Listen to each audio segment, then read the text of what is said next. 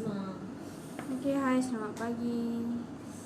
Selamat pagi dan selamat bekerja. Yang tengah drive pergi kerja tu hati-hati. Hati-hati. Okay, untuk santai pagi ni tajuk kita adalah dosa yang tidak dapat diampunkan walaupun bertaubat. Dia ada 6 dosa lah, yang dosa yang berat yang perlu kita jaga-jaga. Okey, jiwa kita ni memang jiwa yang dikuasai syaitan, mudah terdorong untuk melakukan pelbagai dosa yang tak kira yang kecil maupun besar. Okey. Namun terdapat beberapa jenis dosa yang sangat berat untuk diampunkan serta tidak sewenang-wenangnya terhapus dengan bertaubat. Okey, jiwa kita ni kalau kita dikuasai dengan syaitan, kalau kita tak ada makanan roh kita, tak ada zikir untuk pendinding diri kita ni, so maksudnya syaitan yang kuasai diri kita, so jadinya kita mudah buat dosa besar ataupun dosa kecil. Okey, berikut adalah 6 dosa yang tidak diampunkan oleh Allah kecuali dalam beberapa perkara. Jika si pelaku dosa melakukan perkara-perkara seperti yang dibawa, seperti yang saya cakap tadi nanti, ini adalah 6 dosa yang tidak akan diampunkan oleh Allah. Yang pertama adalah makan harta anak yatim secara haram.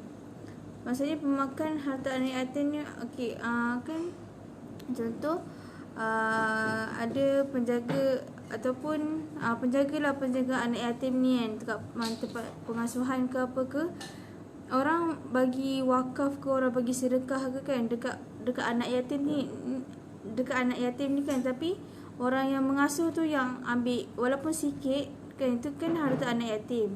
So benda tu adalah dosa besar. Okey, penyelesaiannya adalah pemakan harta anak yatim mesti membayar kembali harta yang telah digunakan serta memohon maaf kepada anak yatim tersebut. Jika anak yatim tersebut memaafkan perbuatannya, barulah boleh bertaubat kepada Allah Subhanahu Wa Taala. Seandainya anak yatim tersebut tidak memaafkan perbuatannya, maka dosanya tidak terhapus. Okey, bukan semua dosa kita minta ampun dekat Allah automatik dosa tu akan terhapuskan. Kita sometimes kita kena cari orang tu sampai jumpa, kita kena minta maaf dekat orang tu. Kalau orang tu minta maafkan kita, baru dosa tu terhapus. So jangan sesekali lah mengambil harta anak yatim secara haram. Okey. Kedua adalah menuduh wanita solehah berzina. Macam kita nak jatuhkan orang tu kan, orang tu dah memang solehah, macam menutup aurat, tundukkan pandangan dia macam solehah lah kan, tapi kita tuduh dia, fitnah dia berzina. Lagipun fitnah tu pun dosa juga. Dosa dia macam dia berzina pula, fitnah itu lebih besar dosanya daripada membunuh. So fitnah macam makcik bawah ni kan, suka macam fitnah orang ke apa ke kan, so berhentilah untuk memfitnah orang.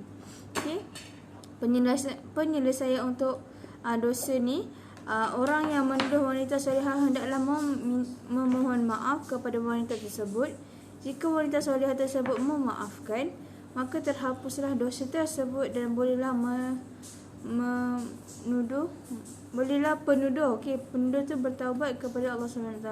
Sekiranya wanita solehah tidak memaafkan, maka dosa tidak terhapus dan tidak boleh bertaubat kepada Allah. Okey, untuk dosa ni sama je macam penyelesaian untuk yang satu tadi. Korang kena, walaupun korang solat taubat ke kan, tapi taubat korang tu tidak diterima selagi korang tak meminta maaf, memohon maaf dekat orang tersebut. Lepas orang tu minta maaf, kalau korang bertaubat, baru Allah terima taubat korang tu. Okey, seterusnya adalah lari dari medan jihad yang memperjuangkan kalimah Allah SWT. Okey, penyelesaian untuk dosa ni adalah mereka yang lari dari medan jihad adalah mereka yang dayus, tidak layak memasuki syurga. Cuba kaji dalam sejarah Islam, hukum mereka yang lari dari medan jihad sehingga Rasulullah SAW terpaksa menunggu arahan Allah untuk memaafkan kesalahan tersebut. Macam zaman Nabi dulu kan ada peperangan kan untuk menegakkan nama Allah, untuk menegakkan agama Islam tu. Tapi ada orang lari daripada medan tu untuk memperjuangkan kalimah tu. So jadinya orang yang lari daripada medan tu dia tak layak untuk memasuki syurga, sebab kita hidup pun Allah yang hidupkan kita. Benda-benda yang sekeliling kita semua Allah punya. Kalau kita memiliki sesuatu tu pun itu sementara je. So takkan kita nak kita lupa Allah, macam kita anggap benda tu adalah kita punya barang kan. So kita kenalah menegakkan perjuangan kalimah Allah ni. Sebab Allah tu Tuhan kita. Okay. Yang keempat ialah melakukan sihir, macam syirik ni kan. Okay, penyelesaiannya adalah mereka yang belajar sihir dan pengamal sihir adalah mereka yang syirik kepada Allah. Syirik maksudnya menduakan Allah. Memang tidak layak bertaubat kepada Allah, melainkan mengucap kembali kalimah syahadah dan mesti menyerah kepada kerajaan Islam untuk melaksanakan hukuman yang sewajarnya. Okay. So orang yang syirik ni dia macam dah dia dah menduakan Allah, dia dah anggap benda lain tu Tuhan dia kan. So benda tu adalah, so kalau korang dah syirik tu kan, kalau korang syirik tu, korang kenalah ucap kembali kalimah syahadah kita, yang orang yang bukan Islam pun masuk Islam pun dengan syahadah tu juga. Okay. Dan mesti menyerah kepada kerajaan Islam untuk melaksanakan hukuman yang sewajarnya. Orang yang syirik ni, orang yang bersihir ni pun, kalau dekat dunia ni pun dia kena denda juga, hukuman yang sewajarnya. Okey, seterusnya adalah bersyirik kepada Allah atau menyamakan kedudukan Allah dengan makhluk yang lain. So maksudnya diorang cakaplah Allah ni kedudukan dia kat mana, sama dengan kita ke apa ke kan. Tu maksudnya syirik kepada Allah juga. Okey. Dosa syirik atau menyamakan Allah SWT dengan makhluk sama dengan ada melalui niat, percakapan dan perbuatan. Walaupun kita niat je pun dah dikira dosa juga. Yang disedari atau tidak disedari, maka dosa ini tidak boleh bertaubat kecuali dengan mengucap kembali kedua kalimah syahadah, yang pemerintah Islam mesti melaksanakan hukuman hudud. Barulah Allah SWT rela menerima kembali amal ibadah seseorang hamba yang telah menduakan atau menyekutukan Allah Subhanahu Wa Taala. Macam ni lagi berat lah. Dah mensyirikkan Allah, dah samakan Allah dengan makhluk. So dosa ni kena hukuman hudud, baru Allah terima kembali ibadahnya. Okey, yang seterusnya adalah membunuh para nabi yang diutuskan oleh Allah. Ni zaman-zaman nabi dululah. Okey, penyelesaiannya adalah mereka yang membunuh para nabi hendaklah dihukum bunuh dan terserah kepada Allah untuk mengazab mereka. Rasulullah SAW pernah mengutuskan utusan untuk membunuh mereka yang menghina atau mengejek Allah, dan Rasulullah SAW semasa penubuhan negara Islam di Madinah. So inilah antara 6 dosa yang tidak diampunkan oleh Allah. So walaupun kita kutuk orang tu kan, kita kutuk orang tu walaupun nampak macam kecil kan dosa tu, tapi orang tu yang dapat pahala, kita yang dapat dosa dia.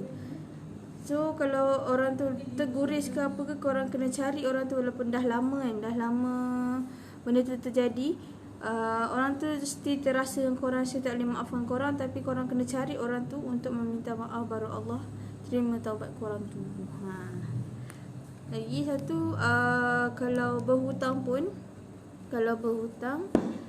kena bayar, wajib bayar. Nanti takut dekat alam kubur nanti kita kena seksa sebab kita tak bayar hutang. So Jangan amalkan sikap berhutang ni.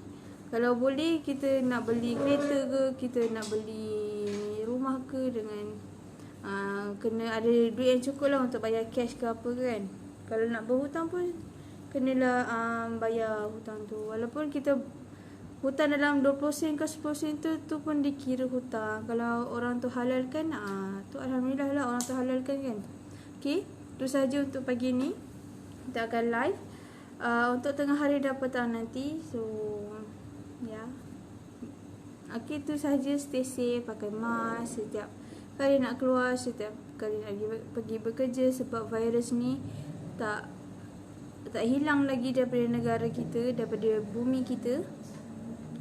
So stay safe. Bye. Assalamualaikum.